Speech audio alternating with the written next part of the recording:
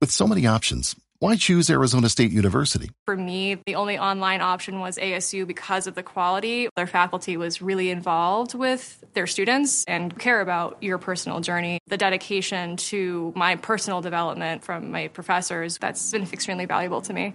Earn your degree from the nation's most innovative university. Online. That's a degree better. Explore more than 300 undergraduate, graduate, and certificate programs at asuonline.asu.edu. El contenido del siguiente programa es responsabilidad de sus realizadores. La Pedagógica Radio presenta Toma Única. Confluencias políticas y culturales. Dirección, Profesor Ricardo Ruiz. Bienvenidos.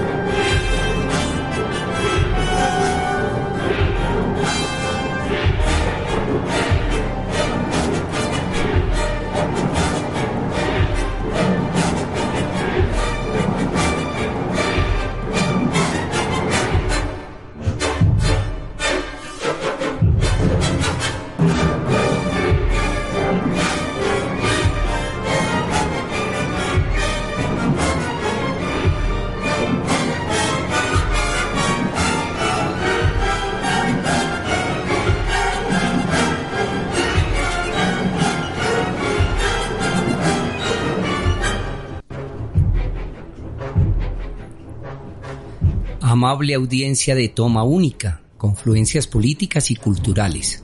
Reciban un saludo fraterno. Bienvenidos a nuestro programa que pasa todos los lunes a las 4 de la tarde, con repetición los días sábados a las 10 de la mañana. Aquí, en la Pedagógica Radio, voces y sonidos que enseñan. Estamos escuchando El Ritual de la Primavera, una de las obras maestras del universo musical de lo clásico, en una versión muy interesante del gran maestro venezolano Gustavo Dudamel, director de la Orquesta Simón Bolívar de Venezuela.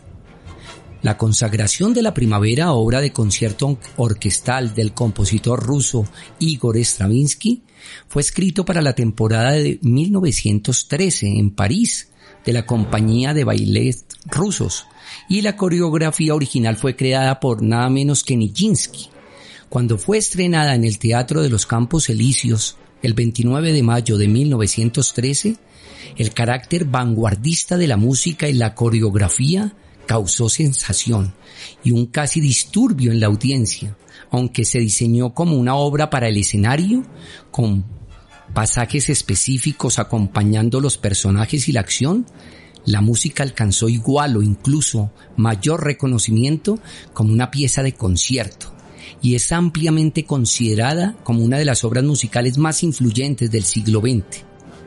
Y quisimos traerla precisamente por el carácter de esta música, que se asemeja mucho al espíritu y esencia con la que se origina la performance, tema central de la emisión del día de hoy. Y debemos aclarar que decimos la performance en femenino y no performance en masculino, para rendirle un pequeño tributo a la maestra María Teresa Hincapié, que en paz descanse, pionera de la performance en Colombia. La maestra consideraba la performance como una acción del universo de la realización, de la actuación, pero más que todo como un llamado a la vida, como lo expresó en varias entrevistas.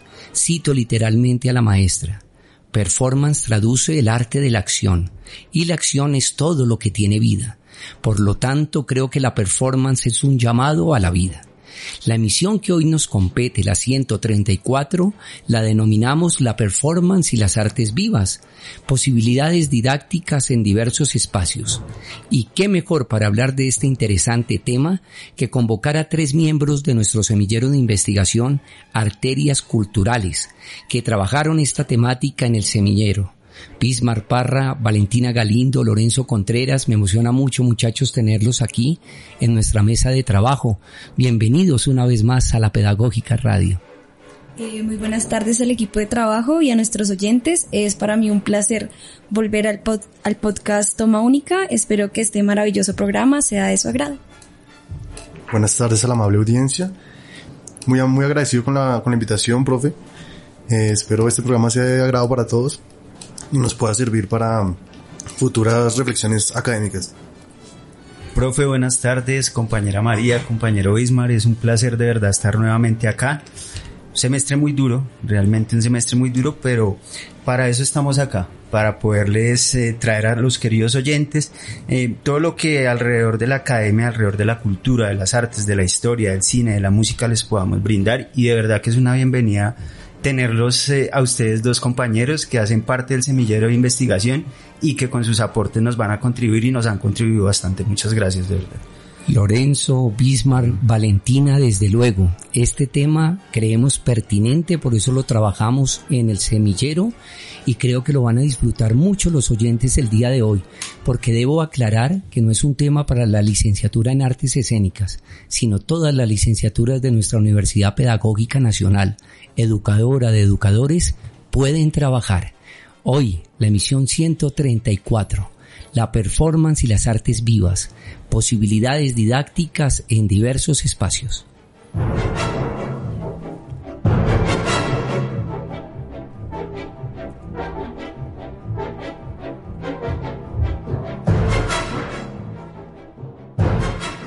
En Toma Única, tertulia.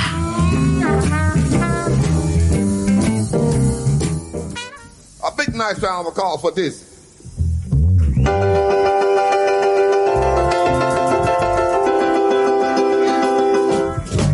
Going to Kansas City, Y desde luego, la consagración de la primavera, que hacía parte del repertorio maravilloso de una maestra que también hizo performance, una alemana, pero más dentro de la línea de la danza contemporánea. Para usted, maestra Pina Bausch, donde quiera que esté, también es este programa.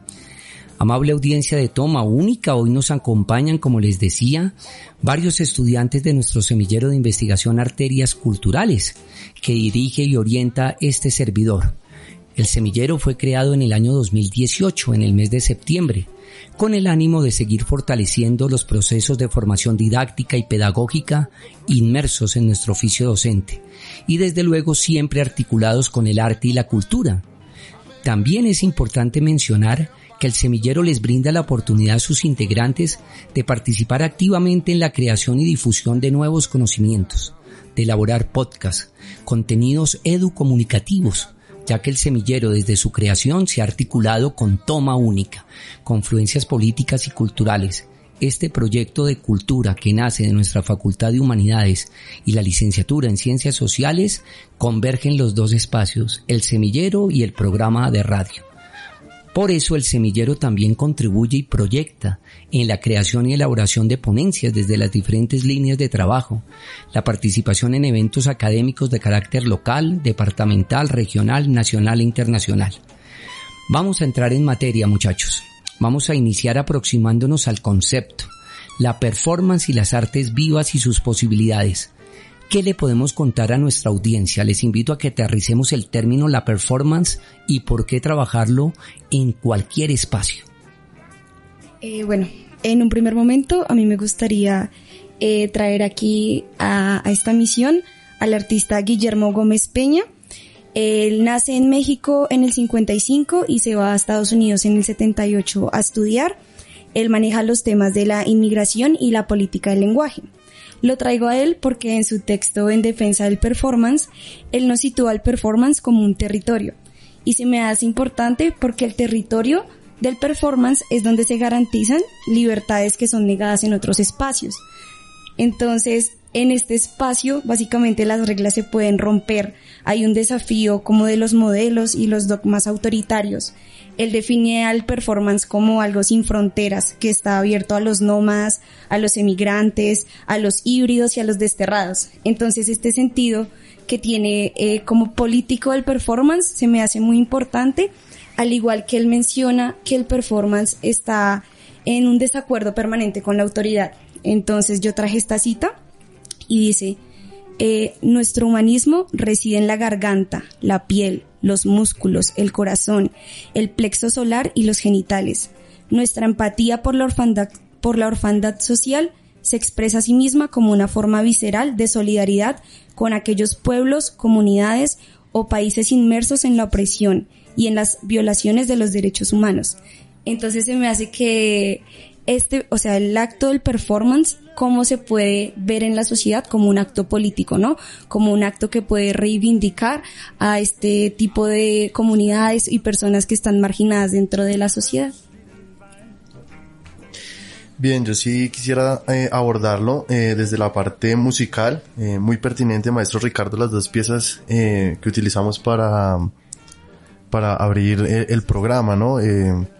La consagración a la primavera de Igor Stravinsky, que es una de las piezas realmente que generó más revuelo en ese entonces en la música clásica. Lo que usted decía, profe, fue así. Realmente cuando presentó esa obra en Francia, la gente se agarró a golpes. Incluso para que el segundo acto se llevara a cabo, fue necesaria la presencia de la policía. Entonces, ahí me parece que se conecta con el performance como hecho creativo y hecho artístico, pero también entendiendo una cuestión de la disonancia polifónica, que la disonancia polifónica es cuando hay tensión entre uno o más acordes, y eso es lo que genera el performance: tensión, reconceptualizar, preguntar. Entonces, me parece pertinente también eso, aclarar, pues obviamente, la dodecafonía, que empezó por Arnold Schoenberg, de la cual Igor Stravinsky después se volvió un seguidor, que consistía en darle un vuelco a la música wagneriana y mandar todo al demonio, como dice Igor Stravinsky en varias entrevistas. Incluso eso fue muy perseguido en ese entonces por los puristas de la música clásica. Según incluso el Tercer Reich, se llamaba Incantate Claus, arte prohibido, y por eso Arnold Schoenberg y muchos músicos y compositores judíos y alemanes fueron exiliados a Estados Unidos o también a Francia. También lo quería conectar con el Chicago Blues, porque me parece que ahorita lo que estamos escuchando de Muddy Waters y Dizzy muestra eso, la disonancia que hay, el choque entre dos mundos, lo negro y lo blanco en ese entonces se adjudica al performance, ¿no? Y qué más performático que el blues, la improvisación, la ejecución. Claro que sí, muy interesante su apunte, compañero Ismar. Pero fíjense ustedes, queridos oyentes, el término performance también significa combinación, mezcla de elementos artísticos y campos diversos como la danza, la música, las artes plásticas, el teatro. Entonces estas muestras artísticas lo que suelen es realizarse en pequeños espacios íntimos y poseen, como lo decía la compañera María, un carácter político, ¿no? Un carácter expresivo, un carácter importante para... Acá hay un término interesante que estoy leyendo en este momento. Dicen: la performance es la guerrilla de las bellas artes. Acostumbra aparecer en un momento imprevisto, se hace notar intensamente y luego desaparece en los anales de los cuchicheos y de la leyenda. Interesante frase realmente que se encuentra, porque sí, realmente es subversivo lo que se hace con el performance. Y siento que viene también del espíritu y del alma, donde podemos combinar estas categorías, ¿no? Estos acontecimientos entre la danza, los rituales, las protestas políticas, los funerales. Bueno, comportamientos teatrales que predeterminan y relativamente pues categorizan el significado de lo que es un evento en un cierto momento, en una distancia, donde se pone, digamos que en juego también la corporeidad, el cuerpo, el rostro, los gestos, y es ahí ese punto importante para la performance. A propósito de lo que menciona Lorenzo, yo quisiera que le brindemos también una posibilidad a todos nuestros oyentes ¿Cuándo asumir la performance? La performance es sinónimo de rebeldía, de emancipación, de grito. Hacías una alusión preciosa a Bismarck con el blues, ¿no? Y desde luego el blues fue emancipatorio, ¿no? Fue este canto de todos estos afros que se gestaron allá en el delta del Mississippi. Entonces yo quisiera que profundicemos un poco como estudio de caso. ¿Cuándo, Valentina, tú como futura licenciada en Ciencias Sociales, asumir la performance? Bismarck, desde esa mirada que siempre has tenido muy desde lo democrático, lo emancipador del maestro Estanislao Zuleta, y por supuesto Lorenzo con su labor de gestor cultural, de bibliotecario. Yo quisiera que demos como esas vías de acceso. ¿Cuándo asumir la performance? ¿Por qué asumirla? Yo considero, digamos, que la performance tiene una posibilidad muy amplia como denuncia, ¿no? Situarla, digamos, en los problemas que a nosotros nos aquejan, que nos incomodan, digamos, cómo evidenciarle al otro, cómo evidenciar lo que no nos gusta, lo que deseamos cambiar, y siento que el arte de la performance es oportuna para hacer eso, ¿no? Como si bien hay una planeación, hay una intención, ¿cómo se logra ese efecto, no? Que actuar, cómo uso mi cuerpo, cómo uso el espacio, cómo me muevo para darle un significado a algo, y también que, o sea, mi espectador entienda que a mí eso me importa y que en él quede lo que yo quiero demostrarle, ¿no?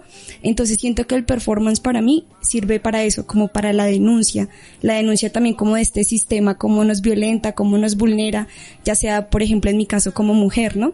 Ahí lo situaría yo. Bien, no, muy oportuno lo que dice la compañera. Yo considero que la performance nace como una reflexión a lo cotidiano. Y dentro de lo cotidiano es donde empiezan a surgir estas tensiones, las tensiones propias de las contradicciones del sistema, las contradicciones en la educación, las contradicciones en la vida misma, ¿sí? Las contradicciones dentro de la política. Entonces, yo invito como la reflexión a lo cotidiano, pero también haciendo como un concepto de la maestra María Teresa Hincapié, que es también homenaje a este programa, de la temporalidad expandida. Ella habla un poco sobre retomar ese silencio, la lentitud, dejar un poco atrás el ruido. Recordemos que ella incluso en unos momentos se fue a la Sierra Nevada de Santa Marta a reflexionar, y es allí cuando viene con las performances como Manos sobre la Tierra, como que viene con otra mirada, y también lo que dice la compañera viene con una mirada de lo sagrado, de lo femenino, que conecta el cuerpo como vehículo. Entonces esto es clave en los tiempos de la inmediatez. Yo siento que ahorita estamos en unos tiempos de la algarabía, donde hay tanto ruido, donde no nos permitimos ni siquiera escucharnos a nosotros mismos ni a los otros. Entonces es aquí cuando surge la banalidad del mundo contemporáneo, cómo la performance puede ayudar a encontrar ese silencio, un silencio emancipatorio. Profe, sí, justamente lo que el profe nos menciona y es esa importancia de la performance y de las artes justamente en la educación artística incluso, ¿sí? Esa forma como nosotros podemos utilizar esta herramienta, podemos así llamarlo, esta herramienta expresiva, para poder tener unas aplicaciones didácticas que nos ayuden a poder transmitir mensajes, realmente mensajes de denuncia, mensajes de amor, mensajes de paz. Bueno, se me viene a la cabeza un poco, profe, ya habíamos hecho un programa de la maestra Ori Salcedo con todo su repertorio artístico que tiene, con todo su repertorio de arte y de la performance como tal. Entonces eso me parece importante, la performance en el aula como una herramienta didáctica para poder enseñar. Dentro de las temáticas trabajadas este semestre en nuestro semillero de investigación Arterias Culturales, la performance ha sido protagónico, ya que luego de algunas emisiones de toma única, donde abordamos las artes escénicas, el teatro, la radio como didáctica de las ciencias sociales, percibimos que la performance es un arte y una acción que se puede abordar desde diferentes licenciaturas y con distintos enfoques. El término performance no forma parte del diccionario de la RAE, de la Real Academia de la Lengua. No obstante, podríamos establecer que este término es un anglicismo que se ha formado a partir del verbo perform, que puede traducirse como actuar o interpretar. La palabra de todas formas es muy habitual para nombrar a cierta muestra o representación escénica que suele basarse en la provocación. En los inicios del siglo XX es donde se encuentra el origen de este tipo de manifestación artística y cultural, pues fue entonces cuando determinados personajes ligados al movimiento futurista crearon tendencias apostando por otras formas peculiares de mostrar sus ideas, sus emociones y su manera de entender el arte. No obstante, no sería hasta la década de los años 60 cuando el performance empieza a tomar mayor relevancia a nivel internacional. Entre los muchos temas que se pueden abordar a través de estas manifestaciones culturales, los que mayor protagonismo han tenido a lo largo de la historia han sido el amor, el miedo, la soledad, la crueldad del ser humano, la guerra, la naturaleza, la evolución del universo. Todos ellos se han mostrado y planteado a través de acrobacias, pintura, teatro o coreografías, entre otras alternativas. A continuación, escucharemos un tema de música incidental, muy apropiado para la temática que estamos trabajando en esta misión de hoy, ya que desde luego en la dramaturgia de la performance se puede utilizar música. Esto es muy importante que lo sepa nuestra audiencia. La performance no es una acción que no se planea, se tiene que establecer, tiene que tener una dramaturgia. Por lo general, una música que ayude a narrar la experiencia de la acción, no una música obvia ni explícita, sino una música que incida en el performer y en el espectador, que ayude a crear la atmósfera requerida. Por tal motivo creemos pertinente traer a Alberto Iglesias, un excelente músico del País Vasco. Él nació en San Sebastián en 1955 y ha trabajado varias veces con un director de mis afectos, con Pedro Almodóvar. De hecho, ha sido el creador de bandas sonoras inolvidables, como Volver, La piel que habito, Madres paralelas, La mala educación, Volver, Todo sobre mi madre. 13 películas, 13 ocasiones para lograr una música inolvidable para todos nosotros. La canción que escucharemos, que la sentimos muy apropiada para un performance, se llama Soy Marco, de la inolvidable película Hable con ella, película donde aparece la gran creadora de la danza contemporánea en el mundo, la maestra Pina Bausch, y la cinta la protagonizan Rosario Flores, Javier Camara, Darío Grandinetti, Paz Vega, Geraldine Chaplin, entre otros.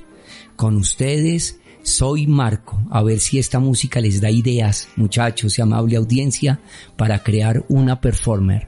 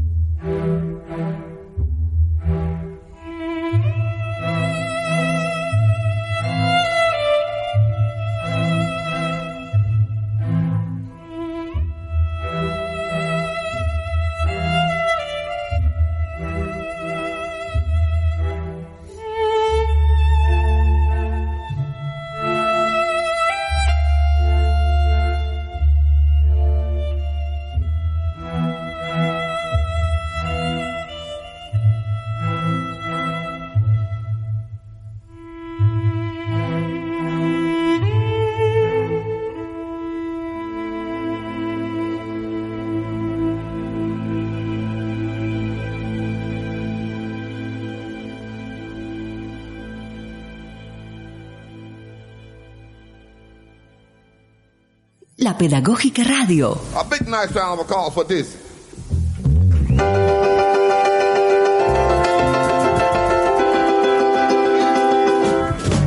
Going to Kansas City, here I come. Desde luego, un saludo fraterno a Alexander Aldana, coordinador de nuestra licenciatura en Ciencias Sociales, y al profesor Wilson Acosta, jefe del departamento. Bueno, Valentina, Bismar, Lorenzo, yo creo que le cuenten a la amable audiencia de Toma Única qué les generó esta canción de Alberto Iglesias, que en realidad lo considero un excelente compositor. Para mí la música como artista, como creador, es fundamental, una música incidental, una música que ayude a la idea, al tiempo, al espacio, al ritmo donde se va a establecer el performance. Entonces yo les invito a que ustedes me digan qué les generó este Soy Marco. A mí la pieza musical me evocó como una continuidad y una tranquilidad, pero como con momentos de suspensos, ¿no? Como que se sentía que había un momento como de tensión, de suspenso, pero volvía como a incidir fuerte y tranquila y continua. Me gustó mucho, se me hizo como muy profunda. Muy para los avatares que estamos viviendo, ¿no, Valentina? Sí. Una pospandemia, un miedo. Sí, total. Un sentirse reconocido. Bismar. A mí me evocó un poco a esa incansable búsqueda de algo que ya no está. Algo que se ha ido pero se sigue buscando. Y me hizo acordar un poco de la danza butó. La danza butó, que es algo performático, súper fuerte. Y me hace acordar a esa película Cerezos en Flor, que es una película excelente. Preciosa. Entonces, esa búsqueda que él tiene por su esposa, y que la encuentra por medio de la danza butó, algo que él nunca había entendido, y solo por medio del performance y de esa danza puede volver a encontrar parte de ella en sí, que es lo mejor. Excúseme el spoiler, como dice mi hija, ¿no? Pero es para que ustedes también, parece que ya estuviéramos en las recomendaciones de Toma Única, una película fascinante. Además porque la primera escena es la maestra Pina Bausch, que Almodóvar la había visto. Almodóvar es un genio. Almodóvar logró que Chabela Vargas, esa cantante maravillosa, la volviéramos a sentir nuestra, porque muchos incluso la creían muerta. Entonces, esta escena que estaba describiendo Bismar es de la película Hable con ella, muy propia del sentido de la performance. Lorenzo. Profe, bueno, me remonta mucho a la Segunda Guerra Mundial. Hay una escena de una película que se llama El Vigilante Nocturno. Es una cabaretera bailando en un bar donde pues estaba lleno de nazis, y es bastante melancólico. La Lista de Schindler también me evoca, esta canción me evoca como ese momento, y lo traigo a relación porque hago una analogía con la situación que vivimos los colombianos, que vivimos los latinoamericanos, con todo este tema de la violencia, de los secuestrados, de los desaparecidos, de los cuerpos flotando en los ríos. Entonces es bastante impactante realmente. Además, es inevitable, después de esas películas tan maravillosas que ustedes han mencionado, no hablar del Pianista de Polanski, ¿no? Que tiene esa banda sonora inolvidable con Chopin. Desde luego, la música de Chopin también nos puede servir muchísimo para una performance. Trabajar con la performance, además de permitir que varios lenguajes se encuentren, la pintura, el teatro, la danza, la música, las artes plásticas, le facilita a los intérpretes que comuniquen una idea de forma espontánea pero planeada, directa, emotiva. Por tal razón, la estructura de la performance debe trabajarse con mucha dedicación y conocimiento. Debe tener una estructura sólida, orgánica, de lo que se pretende transmitir. No es hacer la performance por hacerla. Incluso, si me lo permiten, ese lugar común que se ha vuelto el desnudo no es importante. Es decir, si el desnudo no tiene un sentido, un significado en la performance, no utilizarlo, porque muchas veces en realidad se utiliza como adorno y va mucho más allá de eso. Bueno, amable audiencia de Toma Única, muy emocionados, esperamos que ustedes también allí en esta participación activa que tienen con nosotros, estén disfrutando del tema del día de hoy, que lo preparamos con mucho esfuerzo y dedicación con nuestro semillero de investigación, Arterias Culturales. Ahora yo le voy a pedir a Andrés Mendieta, nuestro hombre del Control Master, que hagamos estos mensajes institucionales que siempre solemos hacer a mitad del programa, y ya regresamos porque tenemos mucho para contarles y ampliarles de la performance.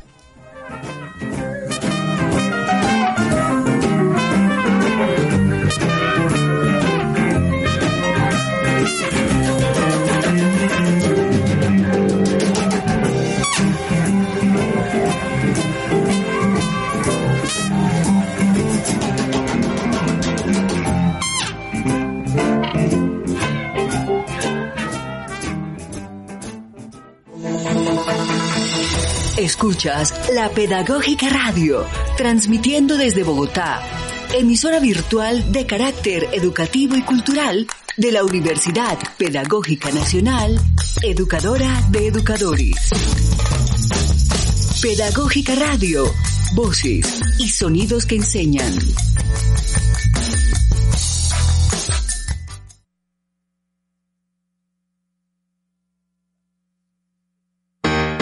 Tu universidad cuenta con infraestructura en la calle 72 con carrera 11, el Parque Nacional, El Nogal y Valmaría. En ellas funcionan los programas de pregrado y posgrado que ofrece la universidad. Universidad Pedagógica Nacional, educadora de educadores.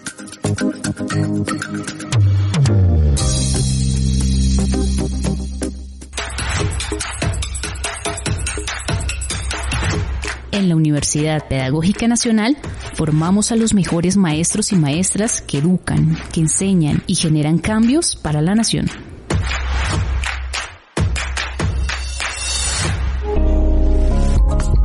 Pedagógica Radio, voces y sonidos que enseñan.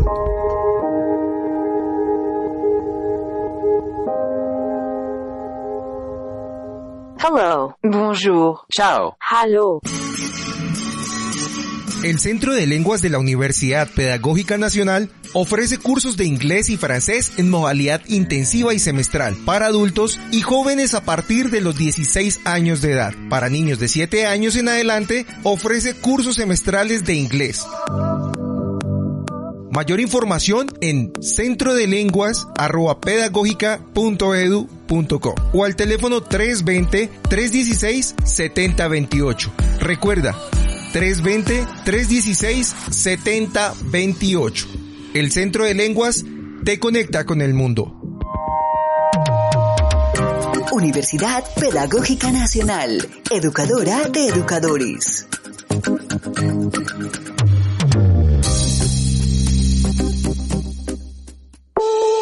Con los contenidos de nuestra programación, construimos un ágora para la educación, donde los relatos de Clio nos acompañan cada semana para abordar las perspectivas políticas, ambientales y culturales que nos permiten analizar y tener una opinión.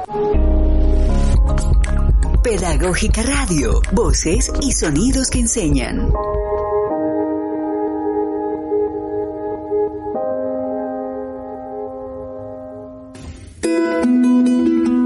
Estás escuchando Toma Única, convergencias políticas y culturales.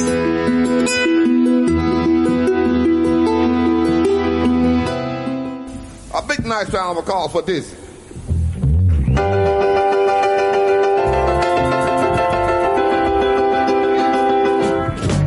Going to Kansas City. Kansas City.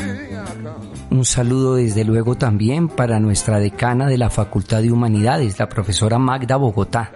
Gracias por todo el apoyo y compromiso en este desarrollo de nuestro oficio pedagógico y práctica educativa, desarrolladas en estos espacios a través de los micrófonos de la Pedagógica Radio, voces y sonidos que enseñan. El semillero de investigación Arterias Culturales tiene dentro de sus líneas de trabajo 3 ejes. El primero, dramaturgias, poéticas y pedagogía. El segundo, arte, espacio y sociedad. Y el tercero, cine, radio y comunicación. Siempre quiero contarles, amable audiencia, y Valentina, Bismar, Lorenzo, que cuando estamos planeando la temporada que viene, siempre estoy muy pendiente de estos 3 ejes porque articulan, son la parte misional de Toma Única y nuestro semillero. Por eso, si se dan cuenta, casi todos los ejes temáticos han tenido parte en estas casi 134 emisiones de Toma Única. Pero yo quiero contarle a la audiencia de nuestro programa, cuando decidan hacer un performance, cómo hacerlo. Entonces yo estoy seguro que ustedes tienen mucho para aportarle a nuestros oyentes. ¿Cuáles serían los elementos fundamentales para crear una performer? Si te parece, Valentina, adelante. Claro que sí, profe. Bueno, pues los elementos principales de la performance son el tiempo, el espacio, el cuerpo del artista y la relación que tiene este con el público.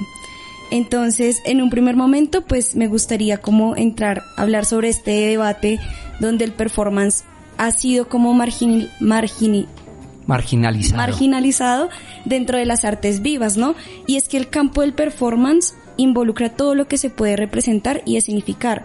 Esto quiere decir que tiene varias posibilidades de las artes vivas para incluir dentro del performance.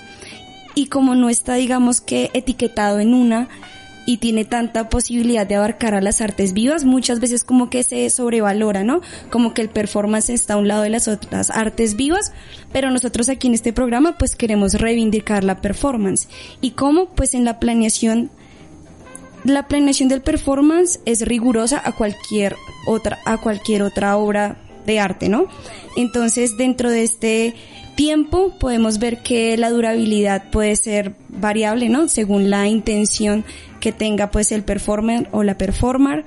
El espacio, ¿no? Como en el espacio el performance es libre, ¿no? Libre de escoger en dónde quiere ser, dónde puede ser incidente, no tiene que ser en un espacio cerrado, tampoco tiene que ser en un espacio institucional, ¿no? El performance es libre en ese aspecto. Y el cuerpo del artista, pues aquí cabe aclarar que es como lo central, ¿no? El cuerpo del artista es como la matriz del performance, es un cuerpo que puede ser intervenido, que puede ser visto, es un cuerpo que ha sido un territorio ocupado. Y volviendo al artista Guillermo, él plantea cómo el cuerpo ha sido ocupado, pero asimismo cómo se puede hacer una reivindicación, por ejemplo, con la descolonización. También hacer como una liberación étnica, de género y de clase, ¿no? Todo a partir de ¿qué? Del cuerpo, tanto de la performer como del performer. Bien, recogiendo un poco lo que dice la compañera, creo que la performance nace o tiene que dar respuesta a muchos cuestionamientos o tiene también como que querer visibilizar alguna problemática específica, ¿no? Entonces creo que nace como pregunta, pero a la vez respuesta, y eso es lo bonito del performance, que debe tener una propuesta poética, ¿no? Debe tener también una creatividad implícita, pero en todo acto creativo hay un acto y hay un sentido político, un sentido ético y un sentido estético. Entonces creo que ahí surge la interacción entre los espacios y las cosas, que es muy importante hacer una lectura de eso. Y los modos de habitar otros lugares, y a la vez de hablar de lugar y espacio, tienen claramente una esencia, un tinte político. Entonces me gustaría como hablar también desde la perspectiva de Ana Mendieta, que es una performance cubana, que salió de Cuba con la operación Peter Pan.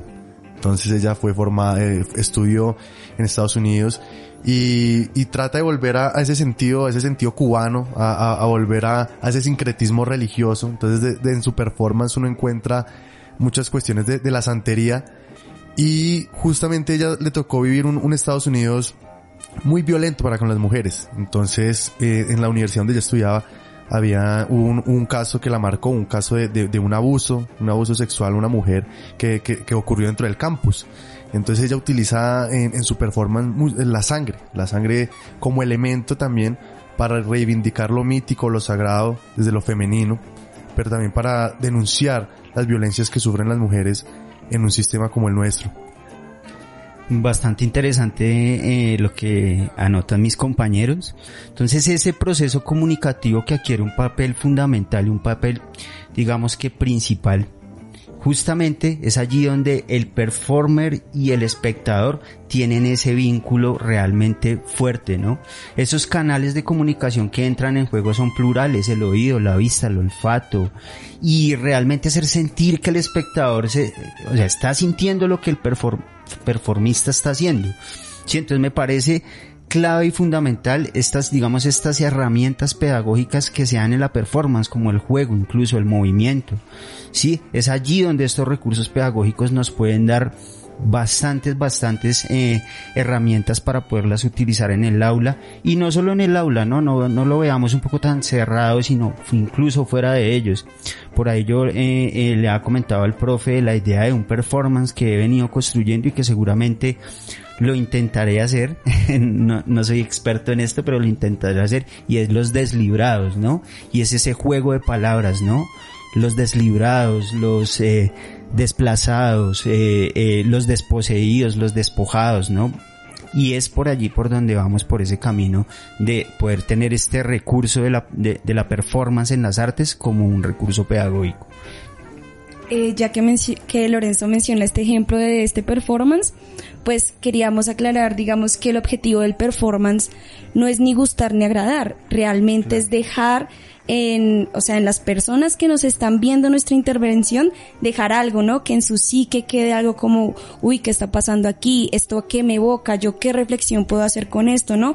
A diferencia como de esa visión de las artes donde hay una belleza que es impuesta, donde todo tiene que ser estético.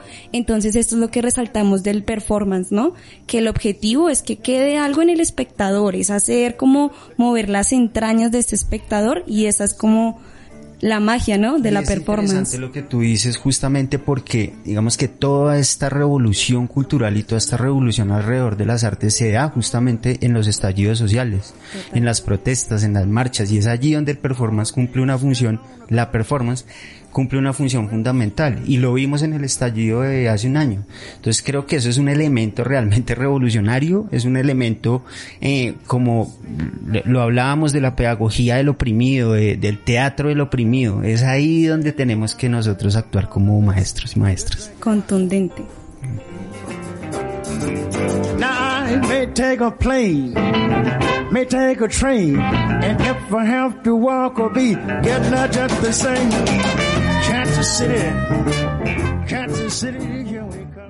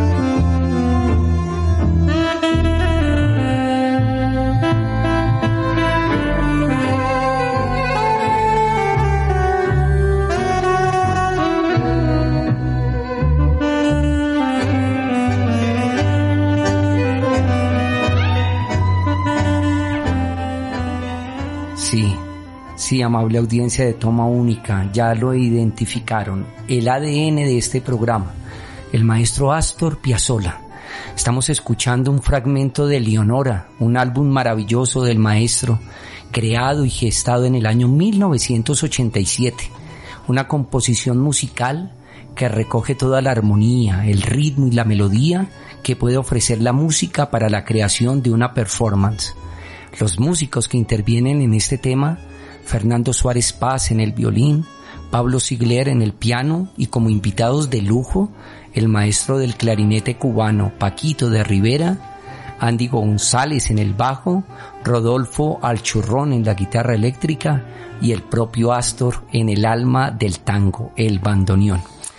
Vamos ahora, Valentina, Lorenzo y Bismar, a hacer una aproximación, así sea cortica, de la historia del performance en Colombia, sus principales exponentes, sus principales inquietudes.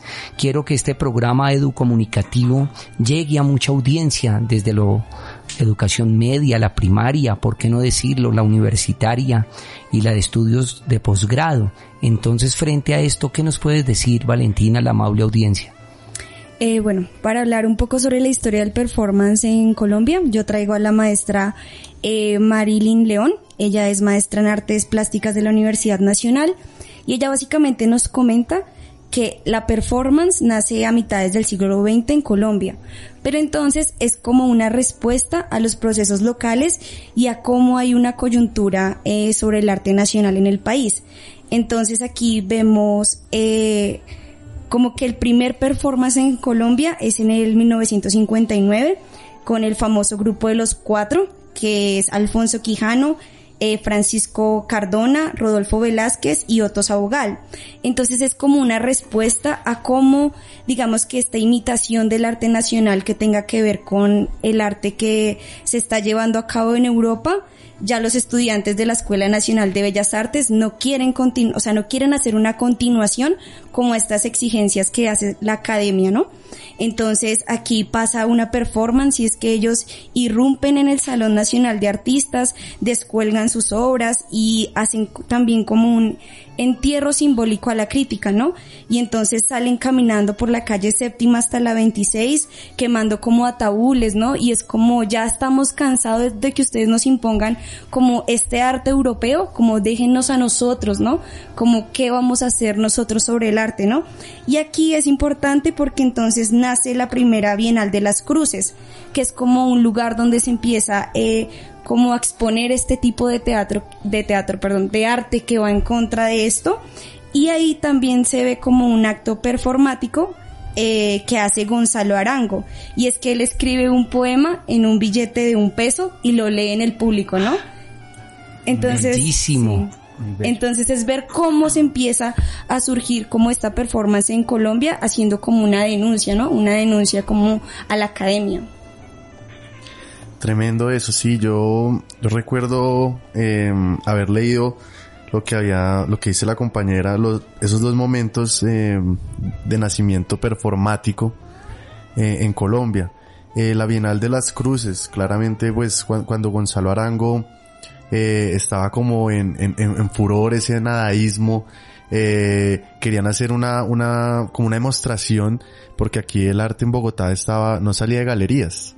Entonces, y me refiero no solo a galerías, sino el barrio Galerías, el barrio La Soledad. Entonces, lograr llevar un ejercicio artístico a las cruces, donde no iba a ir mucha élite a observar eso, pues porque entonces, y siempre creo que hoy en día se sigue replicando el arte como lujo. Entonces, Gonzalo Arango lo que quería era salirse de esa normatividad burguesa en la que el arte está enclaustrado y solo se hace bajo una lectura desde la comodidad, ¿no? Entonces no hay arte para el pueblo.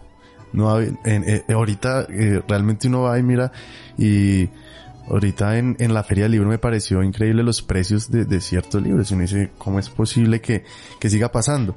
Entonces, esa crítica del arte como lujo, Gonzalo Arango me acuerdo mucho que dice que el arte es un vicio solitario y platónico. Entonces él quería llevarlo a las masas, y qué mejor que con eso de la Bienal de las Cruces, también con esos frescos que los estudiantes de la Escuela de Artes, hay que entender el contexto político, que me parece muy importante, porque es que a lo largo de la historia se demuestra que el arte está a la vanguardia de los contextos políticos. El arte primero empieza a conceptualizar y a hacer las críticas que después la historia, desde la academia, llega a problematizar. Entonces en ese momento estaba con lo de Rojas Pinilla, y empieza a surgir como esas preguntas del estudiantado también, lo de los frescos de Ignacio Gómez Jaramillo, que también fueron unos frescos que mandó a tapar Laureano Gómez para la conferencia panamericana. Mandaron a tapar esos frescos, con el grupo de Enrique Grau y todo ellos se encargaron de decir, el arte hay que mostrarlo y no vamos a permitir que eso pase, ¿no? Y desde la geometría, desde esas apuestas escénicas, ¿no? También, obviamente, Carlos Correa sufrió eso mismo con su pintura, La Anunciación de 1941. Bueno, cuando se habla de arte y de la performance se habla no solo desde el corazón, sino desde las tripas. Escuché que cuando uno tiene que meterse en algo, a entrar en algo, analizar algo, más allá de hacerlo con el corazón, hacerlo con las tripas. Y fíjense que la performance con la década del 80 llegó a un periodo de institucionalización. Por primera vez los artistas fueron llamados a participar en acciones en certámenes importantes como el Coloquio de Arte No Objetual y Urbano, y además se realizaron exhibiciones dedicadas exclusivamente a presentar el cuerpo como objeto de investigaciones dentro de la corriente conceptual. Esto me parece interesante poderlo anotar. La primera muestra de performancias colombianas y urbano, o el cuerpo como lenguaje, una tendencia de los 70s. Aparecieron artistas como María Clelia Marmolejo, Delfina Bernal y Carlos Gómez, quienes buscaban un acercamiento más sistemático a este lenguaje. Y bueno, hemos hecho, digamos, que un recorrido histórico interesante y creo que esto sería muy importante tenerlo en cuenta.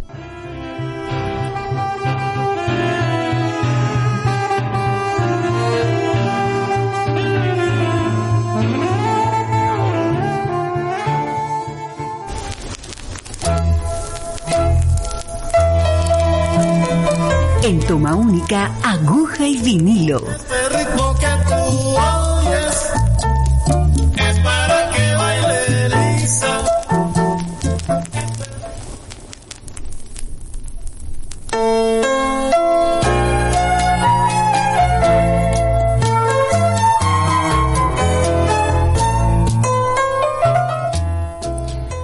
En toma única, el vinilo, el acetato es esencial. Ese maravilloso sistema sonoro que, según los ingenieros de sonido, tiene la sonoridad perfecta. Para hoy he seleccionado un LP que considero recoge toda la esencia del performance y las artes vivas, que debe tener, si lo requiere, una música incidental que ayude en la construcción dramatúrgica de la acción. Y qué mejor que el jazz, esa música que permite todas las libertades, como lo decía el gran y máximo cronopio, nuestro querido Julio Cortázar. Y digo nuestro querido porque para mí no es argentino, es universal. El disco, el acetato seleccionado, es del gran trompetista norteamericano Miles Davis, que hizo parte de esa leyenda de músicos considerados los pioneros del free jazz, del doo-wop, uno de los últimos discos que grabó Miles en 1992. El tema es el número 3 del lado A, Chocolate Chips. Le voy a pedir el favor a Andrés que nos lo regale un minutico antes. Qué tristeza, todo tiene su final, como decía Héctor Lavoe, de toma única. Pero vamos a escuchar un fragmento de Chocolate Chips. Gracias, Miles Davis, por esta música, por esta pasión.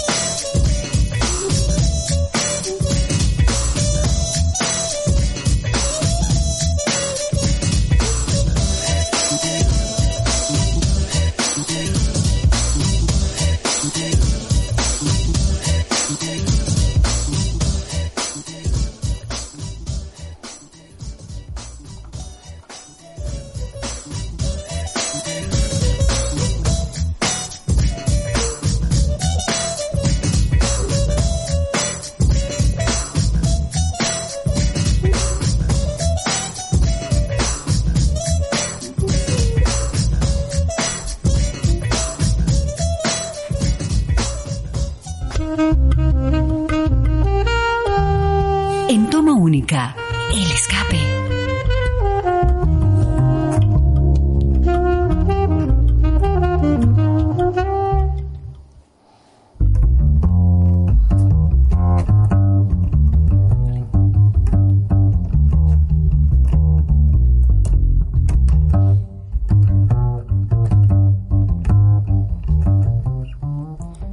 Bueno, llegamos al final. Valentina, Lorenzo, Bismarck, gracias por sus voces y experiencias, gracias por hacer parte de nuestro semillero de investigación Arterias Culturales, que hace parte de los semilleros que tenemos en la licenciatura.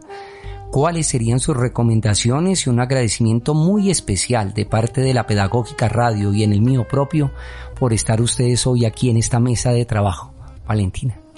Bueno, sí, increíble emisión. Quería, digamos que resaltar que el hecho de que hoy estemos aquí hablando de la performance y que la performance se mantenga vigente es porque es un acto que es muy coyuntural, ¿no? Que no se desprende de la coyuntura, no se desprende del presente, ¿no? De esa historia que estamos en este momento viviendo y de la cual hacemos parte. Entonces yo quería pues recordar, hacer como la recomendación, ¿no? De seguir al colectivo no identificados. Ellos están así como en Instagram, @colectivo no identificados. Es un grupo de artistas de universidades públicas aquí en Bogotá que se unen para hacer como una denuncia, digamos, sobre la emergencia humanitaria en la que estamos viviendo ahorita, ¿no?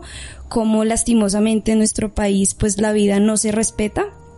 Entonces, para ver cómo estas acciones performáticas que se hace como mediante este colectivo y también pues hacerles una invitación a ver la obra de teatro El Canto de la Muerte este viernes en la Universidad Pedagógica en la sede de Parque Nacional de parte del Teatro Popular Kira, que también habla un poco sobre esto, ¿no? Sobre cómo está la coyuntura del país.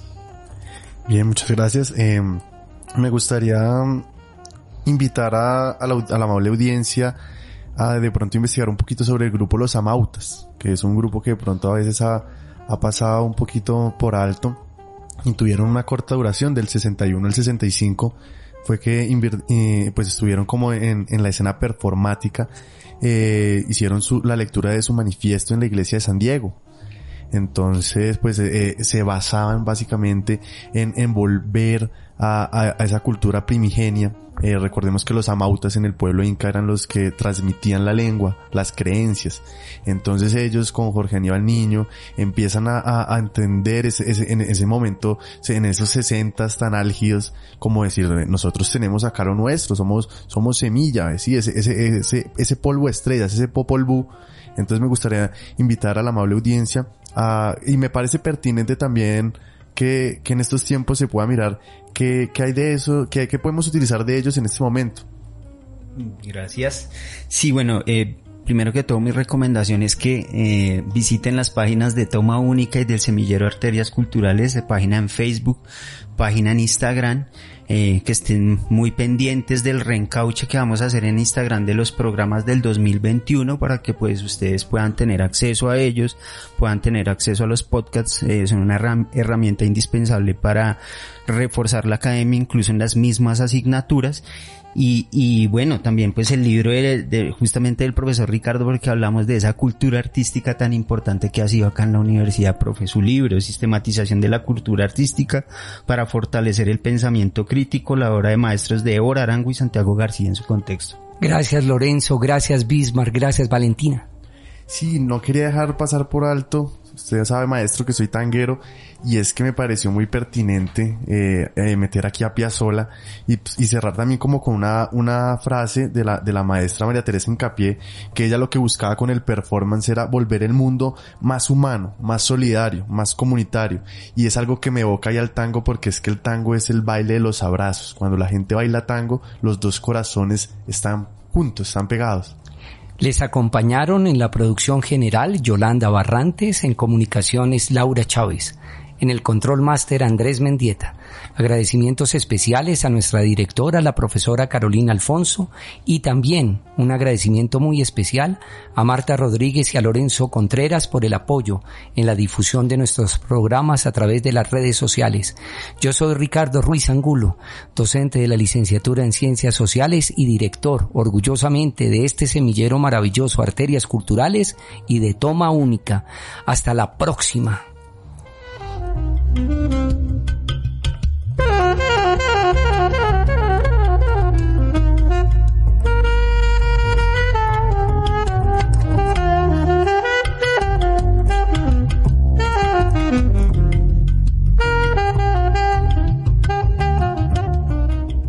Este programa es parte de los contenidos educomunicativos de la Pedagógica Radio, disponible para usted al aire y en formato podcast a través de radio.upn.edu.co. Quédate con las voces y los sonidos que enseñan de la Pedagógica Radio.